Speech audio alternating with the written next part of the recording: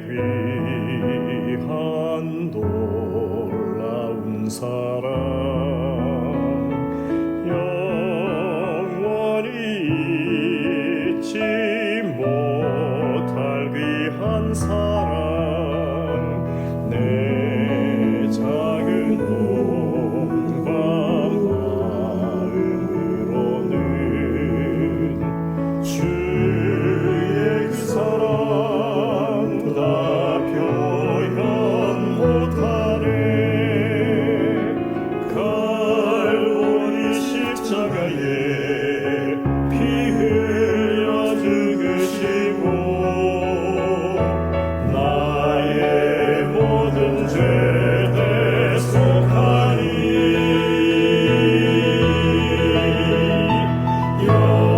영원히 잊지 못하리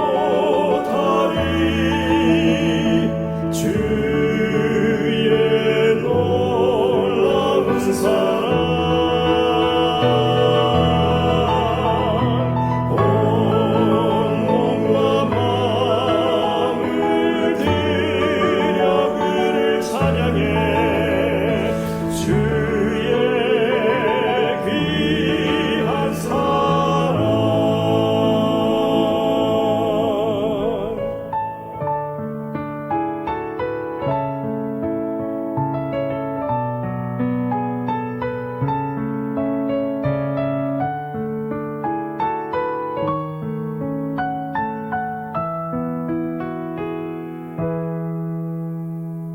저 하늘의 귀한 놀라운 사랑 영원히 잊지 못할 귀한 사랑 내 작은 몸과 마음으로는 주의 그 사랑 다 표현 못하네. 갈보리 십자가에 피 흘려 죽으시고 나의 모든 죄 대속하니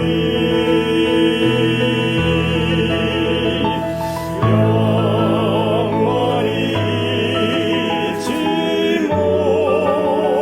못하리 주의 놀라운 사랑 온 몸과 마음을 들여 그를 찬양해 주의 귀한 사랑 주의 귀한 사랑 주의 귀한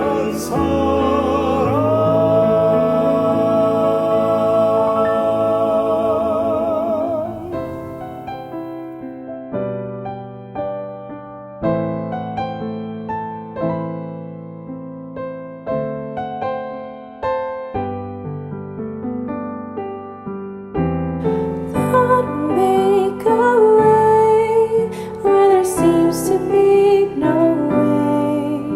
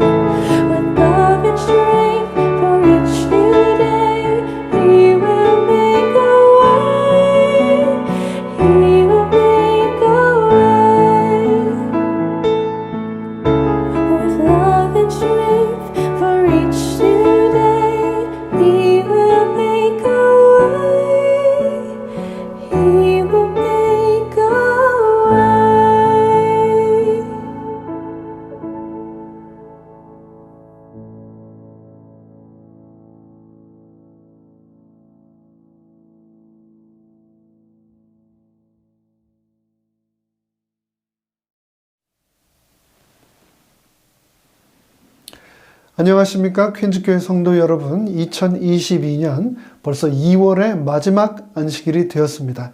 안식일이 시작되는 이 축복의 시간, 방송을 통하여 예배 함께 하시는 여러분 모두를 예수님의 이름으로 환영합니다.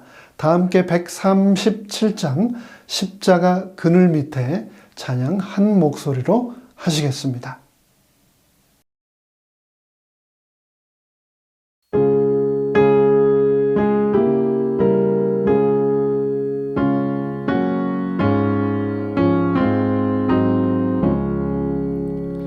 십자가 그늘 밑에 나시기 원하네. 저의 피심이 죄이고 또 짐이 무거워. 이 광야 같은 세상에 늘 방황할 때에 주 십자가 그늘에서 내 쉴곳 찾았네. 내 눈을 밝히 떠서 저 십자가 볼 때 나 위에 고생 받으신 주 예수 보이네.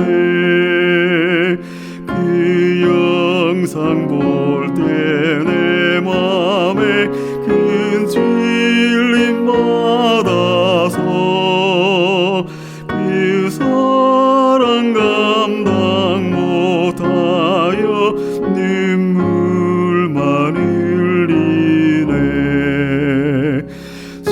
십자가 그늘 밑에 나시며 살리니 나 바라는 그 광채는 주 얼굴 빛이라. 이 세상 나를 버려도 나 관계없도다. 내 한량없는 영광은 십자가 뿐이라.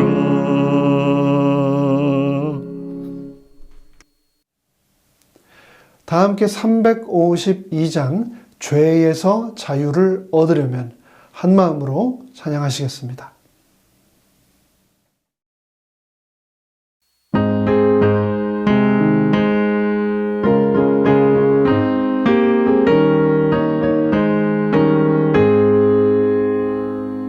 죄에서 자유를 얻으려면 보혈의 능력 힘입어라.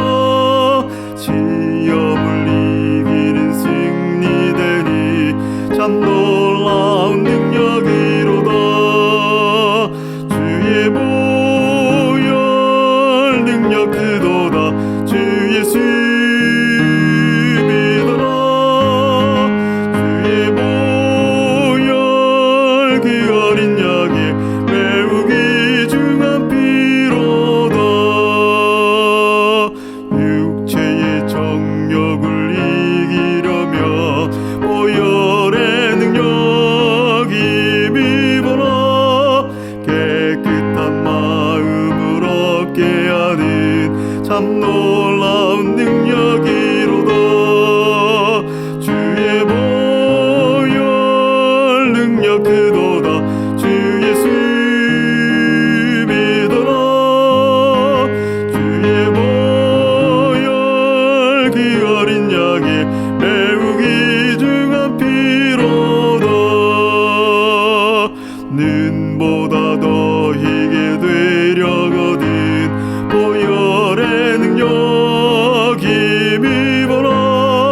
더러운 모든 죄 사하시는 참 놀라운 능력이로다.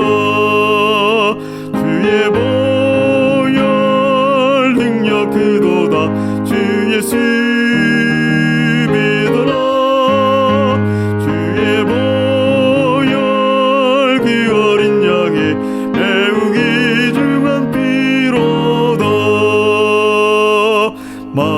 왕의 왕 예수 모시려며 보혈의 능력 힘입어라. 날마다 우리의 찬송 제목 참 놀라운 능력이로다. 주의 보혈 능력 그도다. 주 예수 믿어라. 주의 보혈 그 어린 양의 매우 귀중한 피로다.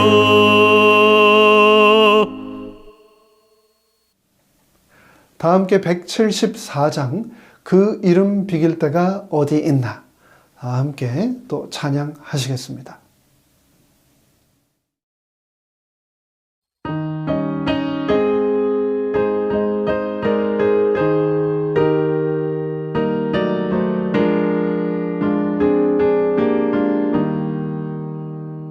이름 비길 때가 어디 있나.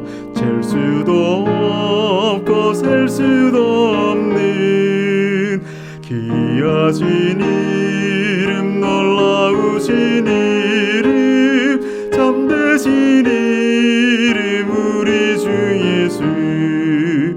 주 예수 이름 내가 생각할 때 내 마음속에 기쁨 넘치네.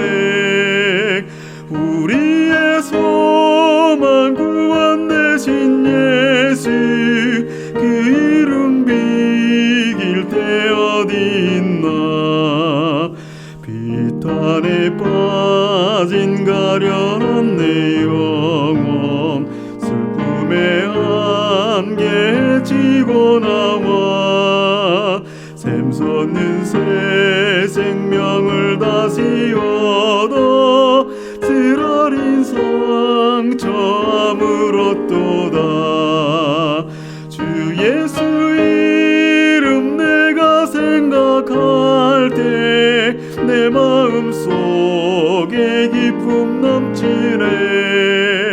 우리의 소망 구원 되신 예수, 그 이름 비길 때 어디 있나. 이 세상 모든 것이 없어져도 그 이름 오늘 더욱 빛나리. 내일도 영원토록 증거되며 찬란한 빛을 더욱 발하리. 주 예수 이름 내가 생각할 때 내 마음속에 기쁨 넘치네. 우리의 소망 구원 되신 예수, 그 이름 비길 때 어디 있나.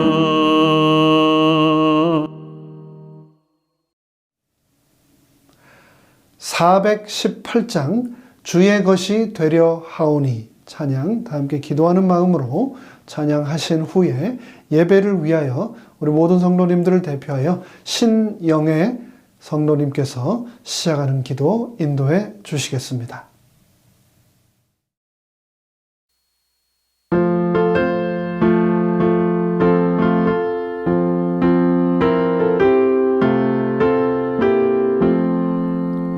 주의 것이 되려 하오니 가르쳐 주소서.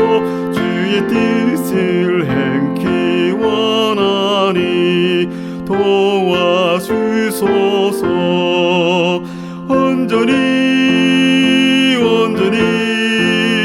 주의 것이 되고자 온전히 내가 약속합니다. 세상 쾌락 부귀명예는 정함이 없으니 법의 예수 얻기 위하여 버릴 마음인데 온전히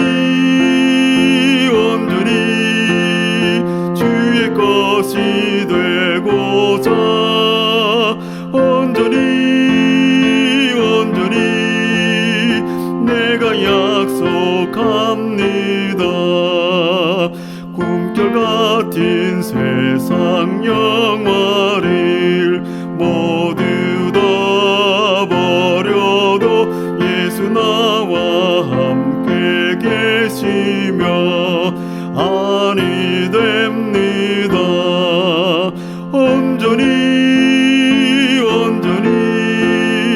주의 것이 되고자 온전히 내가 약속합니다.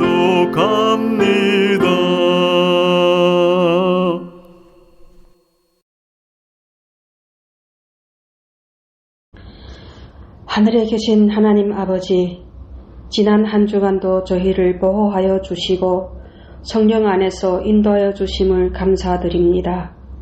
오늘 복되고 거룩한 안식일 예비하는 첫 시간에 저희가 뜻을 모아 정성껏 드리는 이 예배를 받아주시고 저희를 주님의 능력으로 새롭게 하여 주시옵소서. 이 시간 온라인으로 예배를 드리지만 예배의 자리로 나온 모든 처소마다 하나님을 만나는 거룩한 경험을 가질 수 있도록 도와주시옵소서. 아직 교회 예배와 성도 간의 교제가 활성화되지 못하고 이제 다시 새로운 각오로 시작하는 마음들입니다. 어려운 가운데서도 주님께서 함께 하심을 생각하며 낙심하지 않게 하여 주시옵소서. 이 시간 목사님을 통하여 하나님께서 주시는 말씀을 듣기를 원하오니 성령님, 예배드리는 성도들에게 임재하셔서 은혜 충만한 시간이 되게 하여 주시옵소서. 이 어려운 시기 새 힘을 얻어 승리의 삶을 살아가도록 다짐하는 복된 시간이 되게 하여 주시옵소서. 예수님의 이름으로 기도드립니다. 아멘.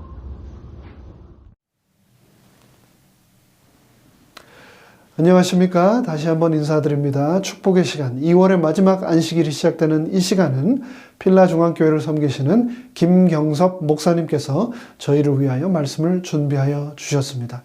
세상의 모든 근심과 걱정을 내려놓으시고 말씀에 몰입하심으로 축복으로 채워지는 능력의 시간 되시기를 간절히 바랍니다.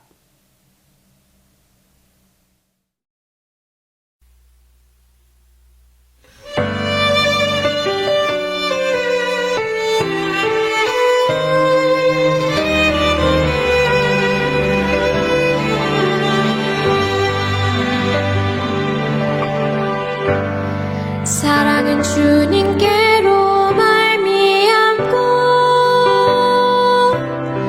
우리는 그 사랑 배워가네. 우리를 죽기까지 사랑하신 그 사랑 닮아가리. 주님의 사랑으로 묶여진 우리 서로의 아픔도 나눠 안고 주님이 보이신 그 사랑의 길 함께 걸어가리.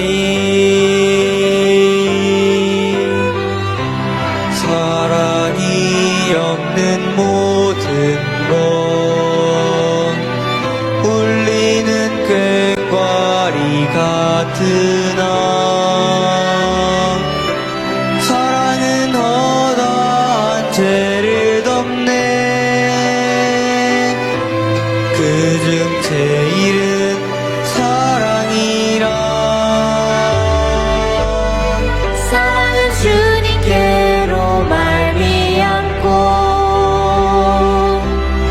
우리는 그 사랑 배워가네.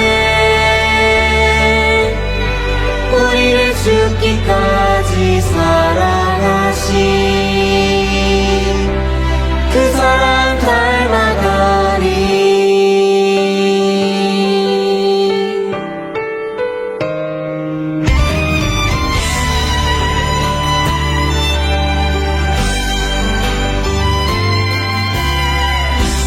사랑이 없는 모든 것 울리는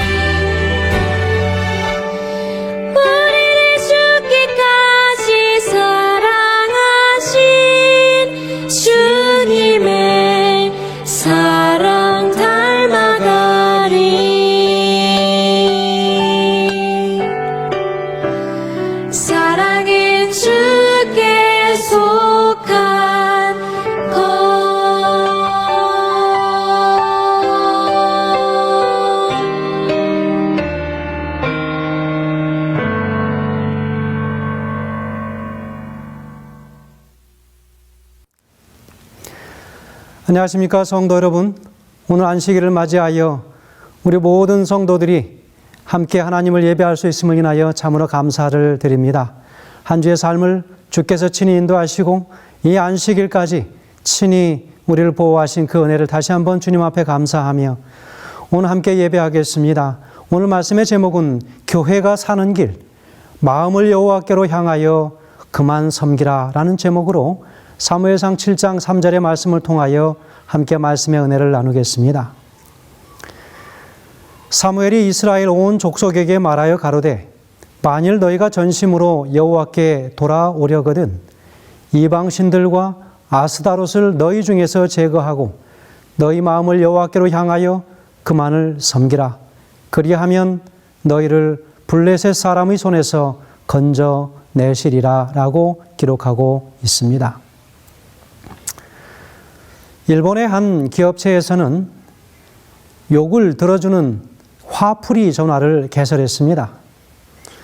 직원들의 정신적 압박을 덜어주고 그래서 모든 작업의 능률을 향상시키는 그런 시도였습니다. 그 결과 참으로 좋은 결과를 얻었습니다. 미국에서는 상당한 고액의 돈을 받고 무슨 말이든 5분씩 들어주겠다고 광고했더니 주문이 쇄도했다고 하는 일화가 있습니다.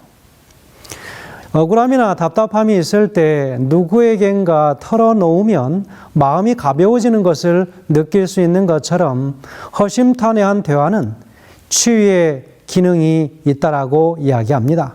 그래서 가정이나 직장이나 여러 공동체에서는 대화의 자리가 마치 비상구처럼 늘 열려 있어야만 한다라고 우리는 이야기합니다. 특별히 성도에게는 영혼의 호흡이라고 하는 축복된 기도의 자리가 있습니다. 삶의 비밀스러운 이야기들을 그분 앞에 털어놓으면 마음의 상처를 치유받을 수도 있고 넉넉한 마음가짐도 우리가 배울 수 있습니다. 하나님 앞에서든 사람 앞에서든 스스럼 없이 잘잘못을 고백하고 늘 투명한 마음가짐을 우리가 유지하는 것이 건강한 성도의 모습이라고 말할 수 있습니다. 영육의 건강을 위해서도 기도는 성도의 특권이요 축복된 자리임이 틀림없음을 우리 모든 성도들은 알고 있을 것입니다. 저는 이 오늘 본문의 말씀을 통해서 교회가 나가야 할 길, 바로 그것은 온전히 여호와 하나님만을 섬겨야 되는 길임을 다시 한번 말씀을 통하여 나누려고 합니다. 그래서 몇 가지의 사상들을 우리가 살펴보면서 우리의 진정한 섬기는 그 교회들이 어떠한 길로 나가야 하는지, 그리고 그 나아감에 있어서 이 교회, 우리가 섬기는 교회들의 부족한 점이 무엇인지, 오늘 나의 부족한 점이 무엇인지를 다시 한번 깨달아서 온전한 하나님의 교회를 섬기고 하나님을 받들 수 있는 그런 놀라운 성도들, 교회들 될 수 있다면 참으로 감사하겠습니다. 첫 번째로 하나님을 대함에 있어서 아무런 두려움이 없었던 이스라엘 백성들의 모습을 살펴봅니다. 오늘 본문의 말씀인 사무엘상 7장 3절의 말씀을 살펴보면 사무엘이 이스라엘 온 족속에게 우상을 버리고 여호와 하나님께 전심으로 기도할 것을 요청합니다. 그리고 7장 5절과 6절에서는 미스바에서 함께 모여서 기도할 것을 선언하는 장면이 나오고 있습니다. 여러분, 이 말씀을 이해하기 위해서 그 이전에 어떤 일들이 있었는지를 살펴보는 것은 참으로 좋은 것입니다. 사무엘상 7장 1절과 2절의 말씀 살펴보겠습니다. 기럇 여아림 사람들이 와서 여호와의 궤를 옮겨 산에 사는 아비나답의 집에 들여놓고 그 아들 엘리야사를 거룩히 구별하여 여호와의 궤를 지키게 하였더니 궤가 기럇 여아림에 들어간 날부터 20년 동안 오래 있은지라. 이스라엘 온 족속이 여호와를 사모하니라 라고 기록하고 있습니다. 여러분, 여호와의 궤는 모두가 하나님께 받은 10계명이 담긴 바로 이 언약궤로 우리는 알고 있습니다. 하나님의 임재하심을 상징하는 것이기도 하지요. 원래 하나님의 성소가 있는 실로에 있어야 할 언약궤가 왜 기럇 여아림에 있게 된 것인가 하는 것이죠. 사무엘상 4장 1절의 말씀을 보면 당시 이스라엘은 블레셋의 침략에 시달리고 있었습니다. 블레셋과의 아벡 전투에서 2절에 보면 4,000명이나 전사했다라고 기록하고 있습니다. 그러나 그 전투에서 패할 수밖에 없는 정신이 바로 이 3절의 말씀에 나타나고 있습니다. 자, 3절에 이렇게 기록합니다. 백성이 지인으로 돌아오매 이스라엘 장로들이 가로되 여호와께서 어찌하여 우리로 오늘 블레셋 사람 앞에 패하게 하셨는고 여호와의 언약궤를 실로에서 우리에게로 가져다가 우리 중에 있게 하여 그것으로 우리를 우리 원수들의 손에서 구원하게 하자 하니라고 기록하고 있습니다. 여러분 이 말씀을 보면서 무슨 말씀이 연상되십니까? 저는 개인적으로 이 말씀은 창세기 11장 4절에서 바벨탑을 쌓던 바로 그 백성들의 모습, 바로 바벨론 정신이 여기에 나타납니다. 모든 것들을 자신들 중심으로 우리로, 우리에게, 우리를, 우리 원수에서, 우리 중에서 라고 하는 늘 자신들 중심으로 모든 것들을 해석하는 것을 보게 되지요. 하나님의 말씀의 중심이 아니라 자신들 중심으로 모든 것들을, 하나님의 모든 것들을 대하고 있다고 하는 것을 볼 수 있습니다. 여러분 말씀 4절에서 홈리와 비느하스가 언약궤를 가져왔습니다. 그래서 5절에서는 이스라엘 군사들이 소리를 지르며 언약궤를 환영합니다. 여러분 그 언약궤가 진으로 들어올 때에 이스라엘 백성들이 그 군사들이 크게 환호하고 환영하는 그 함성 소리를 들을 때에 그 블레셋 군사들은 바로 여호와의 신이 여호와의 법궤가 그들의 진에 들어왔음을 인하여 그들은 사실은 두려워하였습니다. 여러분 그렇다면 그들이 마찬가지로 전쟁을 해야 되는데 두려워하고만 있겠습니까? 싸울 때는 그 두려움을 극복하기 위하여 최선을 다하여 또한 싸우기도 하는 것이죠. 10절에서는요, 그 기세로 싸움이 시작됩니다. 그래서 1차 전투 때보다 더 많은 숫자인 3,000명의 전사자를 내고 그들이 후퇴를 합니다. 여러분, 언약궤를 앞에 세우고 행진하면서 가나안을 점령하던 때의 일들을 오히려 블레셋 사람들이 그들이 생각했습니다. 그러면서 그 하나님의 언약궤, 그 법궤가 얼마나 위대하고 대단한지를 그들은 알고 있었습니다. 그러나 이스라엘 사람들은 언약궤를 마치 부적처럼 생각했기 때문에 당장의 눈앞에 있는 승리만을 그들이 생각한 것입니다. 그렇기 때문에 여호와의 법궤를 앞에 두고 전투를 벌였는데 법궤가 없을 때보다 더 많은 전사자를 내게 된 것입니다. 법궤를 버리고 도망하는 신세가 되었습니다. 얼마나 참혹하고 참으로 하나님을 부끄럽게 하는 일입니까? 치욕스럽게 블레셋 군대에게 법궤를 빼앗기고 만 것입니다. 충격이 아닐 수 없습니다. 여러분, 법궤를 앞에 두고 3만이 죽고 법궤를 빼앗기고 도망까지 하였다는 것입니다. 그것은 그들이 하나님을 섬김의 대상이 아닌 이용의 수단으로 여기며 살아왔기 때문이라고 하는 것을 보여주는 것입니다. 하나님을 진심으로 사랑하지도 않으면서 뒤로는 우상숭배를 더 열심히 하고 있으면서 죄를 회개하지도 않으면서 그저 급한 힘과 살기 위해서 수단으로 거룩한 하나님의 궤를 마치 도깨비 방망이 같이 이용하려고 했던 것이 그들의 형편이었습니다. 그들의 영적인 상태가 그러했던 것이죠. 여러분, 회개는 아무나 할 수 있는 것이 아닙니다. 보조와 선지자 584페이지에서는 이렇게 기록하고 있습니다. 하나님의 뜻을 아는 지식이 많으면 많을수록 하나님의 뜻을 무시하는 자들의 죄는 더욱더 크다라고 기록하고 있습니다. 왜 그럴까요? 하나님께서 맡겨주신 그 모든 지식과 진리의 분량만큼 더 많은 것들을, 그에 비례한 것들을 우리에게 찾으시려고 하시는 것입니다. 그러나 하나님은 만홀히 여김을 받지 않으십니다. 거룩을 잃어버린 백성에게 능력을 부어주지 않으십니다. 하나님을 향한 사랑과 경건의 능력을 잃어버린 백성에게 축복과 보호하심을 주지 않으신다는 것입니다. 거룩한 순결이 없는 자의 기도, 평소에 하나님과 깊은 교제와 관계가 없는 사람의 예배에는 반드시 반응하지 않으시는 우리 하나님이신 것을 여러분 우리가 기억해야 합니다. 그러므로 기도의 응답을 받으려면 평소에 하나님과의 관계가 순결하고 거룩해야 할 것입니다. 이렇게 영적인 내공이 쌓여 있어야 영적인 전투에 임할 수 있게 되고 그런 영적인 전투에서 승리를 얻게 될 것입니다. 언약궤가 도착했을 때에 오히려 블레셋 군대가 더 독하게 전의를 불태우고 싸움에 임한 것입니다. 이스라엘을 패배시켰다고 기록하고 있습니다. 영적 전쟁에서 준비가 되지 않은 상태에서 영적 전쟁을 치르면 독하게 마음 먹고 달려드는 사단에게 오히려 당하고 만다는 것입니다. 영적인 전쟁에서 준비가 되지 않은 상태에서 영적 전쟁을 치르면 독하게 마음 먹고 달려드는 사단에게 오히려 당하고 마는 것입니다. 여러분, 이 전투에서 34,000명이 죽었습니다. 이스라엘의 영적 지도자였던 대제사장의 아들들 홈리와 비느하스 그리고 엘리도 동시에 죽게 되었습니다. 엘리의 아들들은 도덕적으로 너무나 타락해서 영적 권위와 능력을 상실한 지 오래였습니다. 하나님의 성소에서 온갖 나쁜 짓은 다 일삼던 바로 그 두 형제들이었습니다. 결국은 그들이 죽은 것입니다. 엘리 역시 그의 영적인 눈이 어두워져서 그들을 제대로 인도하지 못했습니다. 하나님의 말씀이 그를 떠났고 어린 사무엘에게 하나님의 임재하심이 오시고 계신 것을 그들은 느낍니다. 그래서 이들의 죽음으로 인해서 이스라엘 사회에 큰 충격과 혼란이 있었던 때였습니다. 이 시대의 상황이 그러하였습니다.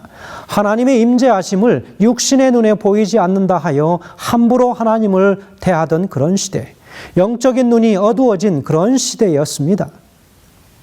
자, 우리가 살펴볼 두 번째 것은 무엇이냐면 백성들이 부패했어도 하나님의 영광은 여전하시다라고 하는 것입니다. 부조화 선지자 583페이지에는 이렇게 기록합니다. 하나님의 권위가 무시되고 하나님께 대한 예배가 태만히 여김과 멸시를 당하였으므로 당신의 성호의 영광을 유지하기 위하여 당신께서 개입하실 필요가 있었다라고 기록하고 있습니다. 하나님의 언약궤의 영광은 하나님 스스로 지키셨습니다. 언약궤를 탈취해 간 블레셋 군대는 의기양양하게 자신들의 신인 다곤의 신전에 언약궤를 갖다 놓은 것입니다. 고대에는 전쟁에 이기는 것은 바로 신들의 전쟁이기 때문에 자신들의 신이 상대의 신을 이긴 것으로 그들은 생각했습니다. 그래서 패배한 쪽 신상을 가져다가 자기들의 신들의 발 앞에 조롱하듯이 갖다 놓는, 전시해 놓는 그런 일을 그들이 하게 되었습니다. 그러나 다음날 다곤 신상이 박살나 있었습니다. 여러분, 그것을 시작으로 독한 종기와 재앙 그리고 온갖 질병들이 블레셋 여러 지역으로 번져 나갔습니다. 드디어 신들의 전쟁이 시작된 것입니다. 언약궤를 빼앗아 가지고 있었던 7개월 동안 블레셋은 너무나도 끔찍한 고난들을 겪고 나서 완전히 두 손발을 다 들게 된 것입니다.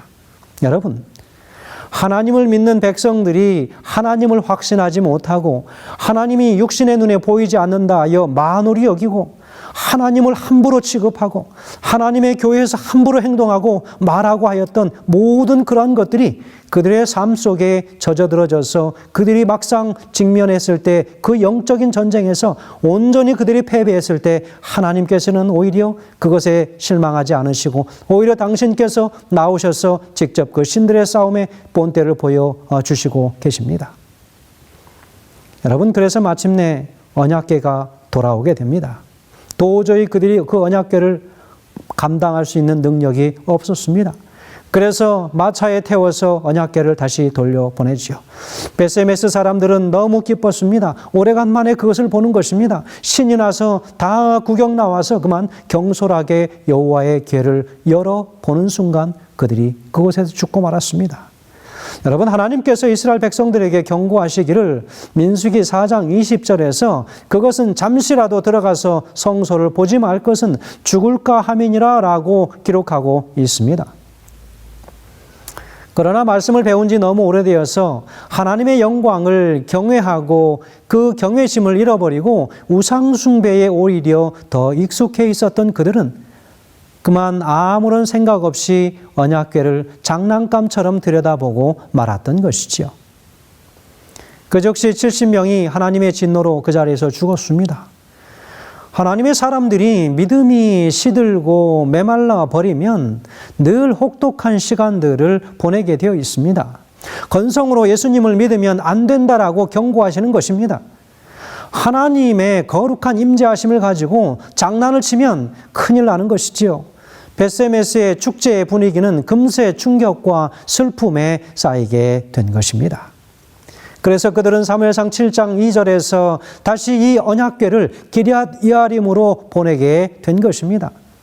그래서 궤가 기럇 여아림에 들어간 날부터 20년 동안 오래 있은지라라고 기록하고 있습니다.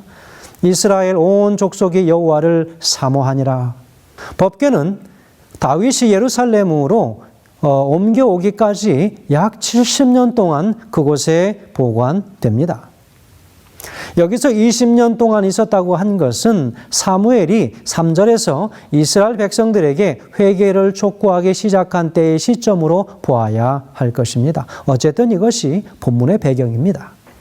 법궤가 20년 동안 기럇 여아림에 머물러 있었던 동안 이스라엘 온 족속이 여호와를 사모했다라고 이야기하고 있습니다. 여러분, 여기에서 사모한다라고 하는 이 말은 우리가 생각하는 일반적인 그런 개념이 아니라 몹시 슬퍼한다고 하는 뜻입니다.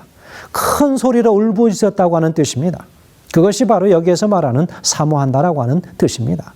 여러분, 그래서 이와 같은 이 일은 법궤가 기럇 여아림에 머물러 있던 동안 하나님을 향한 신앙 활동을 이방 민족, 바로 이방 족속 블레셋에 의해서 오랜 기간 동안 강제로 억제당했던 하나님의 백성들에게 있어서 나타날 수밖에 없었던 당연한 현상이라고 볼 수 있겠습니다. 백성들은 완전히 비참하게 짓밟혔기 때문에 심령이 메말라 버렸습니다. 하나님께 살려달라고 부르짖기 시작했던 것이지요. 때로는 우리의 힘으로 도저히 어찌할 수 없을 때 고난이 우리를 기도의 자리로 내몰기도 하는 것을 우리는 종종 경험합니다. 세 번째로, 위기는 곧 기회라고 하는 것입니다. 하나님의 교회가 나아가야 할 그 길, 온전히 세상 신을 버리고 여호와 하나님만 바라며 앞으로 나아가야 할 때에 오히려 우리에게 다가온 모든 그 위기들이 하나님의 이름으로 나가면 그것은 곧 기회가 된다고 하는 사실입니다. 위기는 곧 기회라고 했습니다. 이스라엘이 전쟁에서 패하고 블레셋의 법궤를 빼앗기고 대제사장 엘리와 그 아들들이 죽어서 영적 리더십의 공백이 생기고 빼앗겼던 법궤가 재앙을 안긴 뒤 다시 돌아와서 20년간 산속 기럇 여아림에 방치되어 있었습니다. 이 격동의 역사는 하나님의 사람 사무엘을 역사의 최전방에 세우는 하나님의 도구가 되도록 한 것입니다. 20년의 세월을 준비하면서 기다렸던 사무엘이 드디어 백성들 앞에서 영적, 정치적 지도자로 서게 되는 순간을 맞이하게 됩니다. 사무엘은 이스라엘 백성들에게 3절에서 이렇게 이야기합니다. 사무엘이 이스라엘 온 족속에게 일러 가로되 너희가 전심으로 여호와께 돌아오려거든 이방 신들과 아스타롯을 너희 중에서 제하고 너희 마음을 여호와께로 향하여 그만 섬기라. 너희를 블레셋 사람의 손에서 건져내시리라 라고 이야기하는 오늘 그 본문의 말씀입니다. 여러분, 여기에서 돌아온다라고 하는 것은 회개한다라고 하는 뜻이지요. 전심으로라고 하는 것은 너희 마음의 뿌리까지라고 하는 그런 뜻을 가지고 있습니다. 마음의 뿌리까지. 그것이 전심입니다. 다시 말하면 삶의 전 영역에 걸쳐서 온전히 그리고 철저히 회개할 각오가 되어 있느냐라고 사무엘을 묻는 것입니다. 내가 아는 죄와 모르는 죄까지 샅샅이 다 하나님 앞에 내어놓고 통회하고 자복할 각오가 되어 있느냐라고 오늘 묻는 것입니다.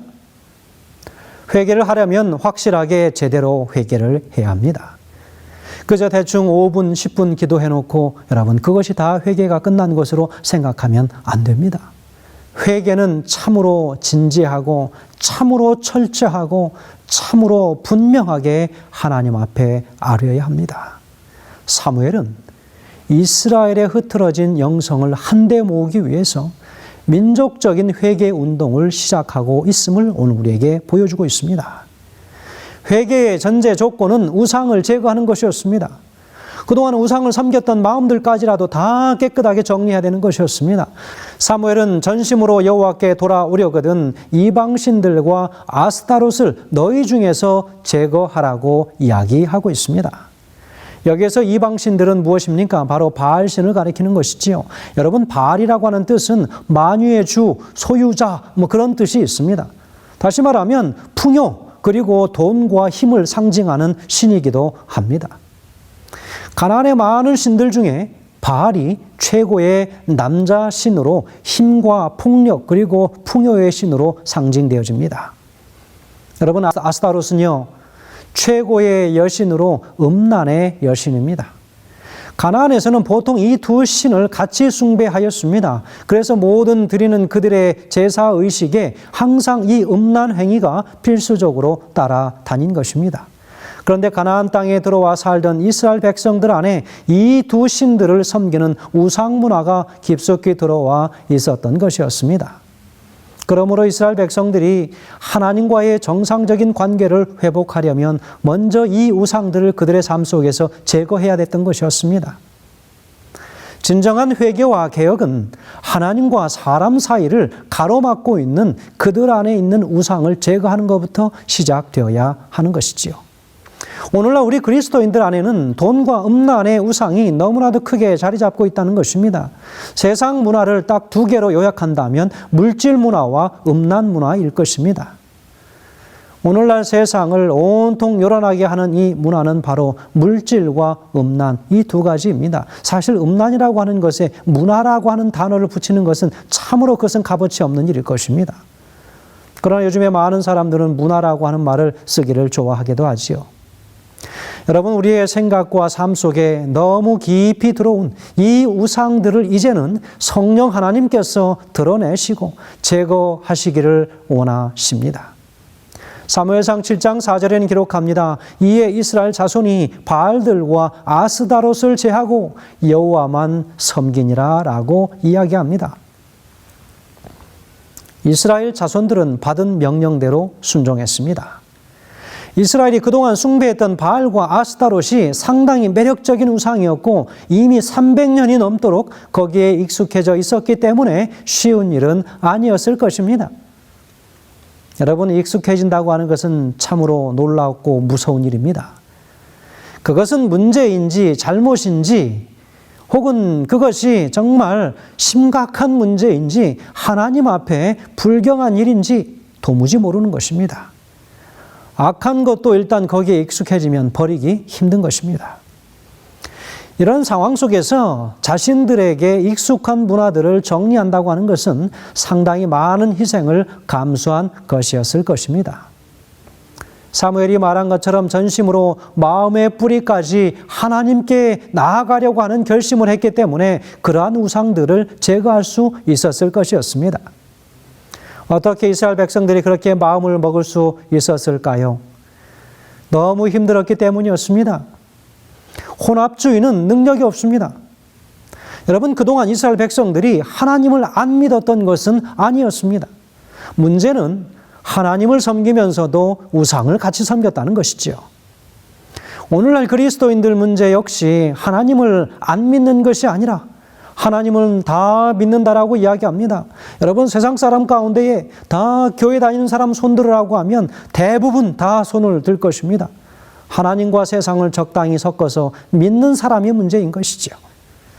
아니, 그 이스라엘 백성들은 하나님을 섬기는 것은 형식만 취하고 그저 실제 마음과 정성은 우상에게 더 많이 주었는지도 모르겠습니다. 여러분, 하나님을 섬기는 일은 의무감에서 대충대충 즐겁지 않게 하고 우상 숭배는 아주 신이 나서 즐겁게 하고 있는지도 모르겠습니다. 우리의 삶의 모든 정황들을 살펴보시길 간절히 소망합니다. 세상의 일은 참으로 재밌게 시키지 않아도 잘하는데 하나님을 섬기는 일은 의무감이나 대충대충해서 즐겁지 않게 하기도 하지요. 우상 숭배는 아주 신이 나서 즐겁게 하는 경우도 종종 있지 않습니까? 여러분, 우리의 삶이 그렇다면 어떠하겠습니까? 오늘날 우리가 섬기는 교회가 그러하다면 어떠하겠습니까?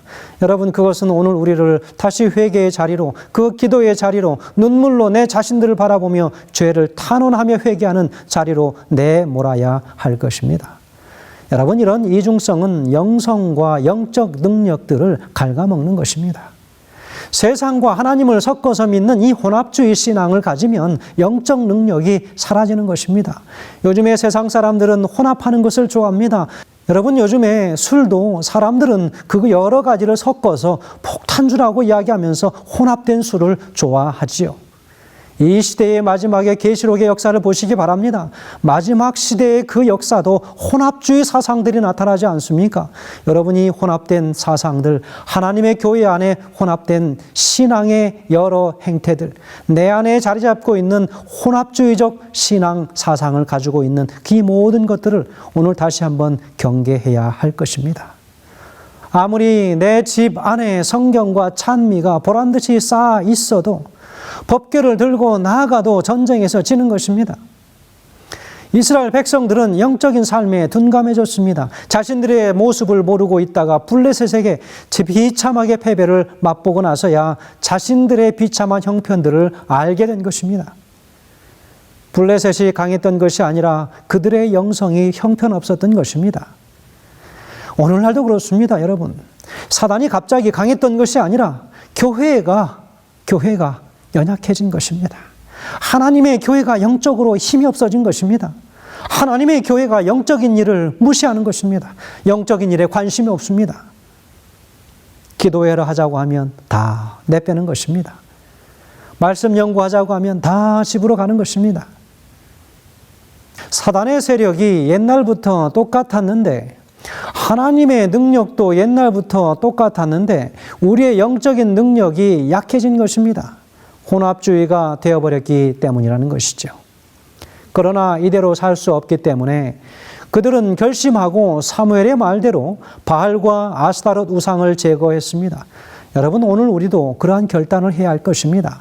성도들이시여, 오늘날에도 이스라엘 백성들과 똑같은 삶을 반복하기 싫다면 우리들의 삶 속에 깊숙이 자리하고 있는 우상들을 제거해야 할 것입니다. 우리의 교회도 더 이상 이런 상태로 살 수 없겠다라고 느껴진다면 오늘 각자의 마음속에 있는 우상을 제거해야 하는 것입니다. 집안의 쓰레기를 치우지 않고 바퀴벌레를 다 없애겠다고 하는 것은 말도 안 되는 것입니다. 힘들더라도 해내야 합니다. 그렇게 되면 그때부터 말로 표현할 수 없는 성령의 능력이 부어지고 회복의 능력이 역사할 것입니다. 여러분, 우리 안에서 어떻게 그 부흥의 역사가 시작되려고 하십니까? 학생들이 받아들일 준비가 되지 않으면 아무리 훌륭한 강사가, 아무리 훌륭한 교수가 강의를 해도 학생들에게는 전혀 도움이 되지 않는다는 사실입니다. 영적 부흥도 성도들 각자에게 영적 목마름이 느껴져야 하는 것입니다. 백성들이 우상을 버리고 하나님께로 돌아와서 엎드려지자 예배가 달라졌습니다. 기도가 달라졌습니다. 비로소 사무엘은 이스라엘을 미스바로 모이게 하고 영적 부흥 운동의 시작이 될 수 있도록 그는 그 모든 모임들을 그렇게 이끌어냅니다. 사무엘상 7장 5절에는 기록합니다. 사무엘이 이르되 온 이스라엘은 미스바로 모이라. 내가 너희를 위하여 여호와께 기도하리라 하매라고 기록합니다. 여러분, 이것을 위해서 먼저 사무엘이 기도의 선봉에 선 것입니다. 한 시대의 영적 부흥의 불을 일으키기 위해서는 반드시 영적 지도자들이 바로 서서 중보의 기도라고 하는 이 불쏘시개를 짚어야 하는 것입니다. 공동체가 부흥하기 원한다면 지도자가 기도의 선봉자가 되어야 하는 것입니다. 모세는 출애굽 때에 이스라엘의 중보자가 되었고 사무엘도 이스라엘의 중보자가 되었습니다. 중보자의 눈물의 기도가 있어야 그것을 연료로 해서 부흥의 불길이 일어나는 것입니다. 이 교회가 살아나기 위해서는 함께 기도의 길로 나아가야 합니다. 이것이 바로 하나님의 교회가 사는 길입니다. 성도들이시여, 오늘 함께 말씀을 나눈 모든 성도들께서 말씀을 나눈 모든 하나님의 교회들께서 오늘 말씀이 살아있는 교회, 특별히 뜨거운 회개의 눈물의 기도가 충만하게 흘러 넘치는 교회가 될 수 있도록, 그래서 하나님의 교회가 이 길로 곧장 저 하늘 가나안으로 달려갈 수 있는 그 길이 마련될 수 있는 참으로 놀라운 은혜의 시간들이 되시길 간절히 소망하면서 말씀을 줄이겠습니다. 기도하겠습니다. 하늘에 계신 아버지 하나님, 하나님의 교회가 진정으로 살 길, 바로 그것은 참으로 아름다운 영적 부흥이 일어나는 교회임을 다시 한번 우리가 생각합니다. 하나님의 말씀의 뜨거움과 참으로 뜨거운 기도의 모든 부흥의 역사들이 하나님을 예배하며 섬기는 모든 교회에서 매 순간마다 일어나기에 부족함이 없도록 인도하여 주시옵소서. 너나 할 것 없이 모두가 다 자신의 죄를 다 내어놓고 하나님 앞에 순수하고 깨끗하고 정결한 기도를 드림으로 서로가 서로를 깊이 사랑하고 보듬으며 부흥의 길로 들어서는 하나님의 참다운 교회가 될 수 있도록 인도하시기를 성삼위일체 하나님 귀하신 이름으로 간절히 기도하옵나이다. 아멘.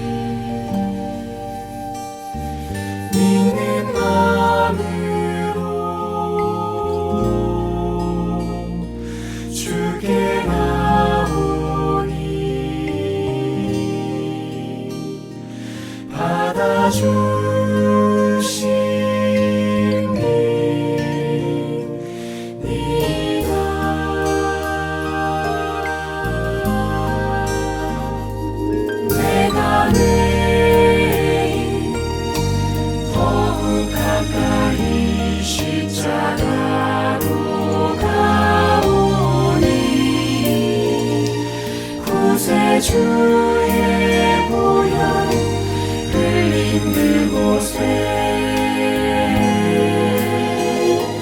나를 인도하소서.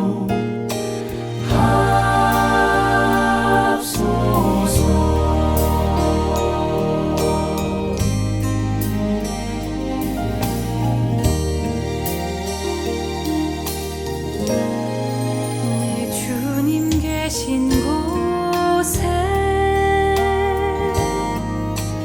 가려 하오니 찬양 드립니다. 한 목소리로 거룩한 곳 올라가 내 손과 마음을 여시고 주의 보좌 주의 영광으로 날 이끄소서.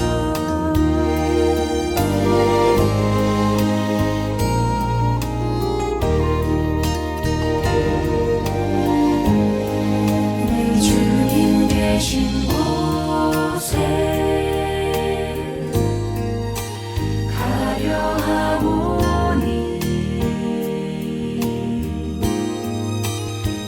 찬양 드립니다. 한 목소리로 거룩한 곳 올라가 내 손과 마음을 여시고 주의 보좌 주의 영광으로 날 이끄소서.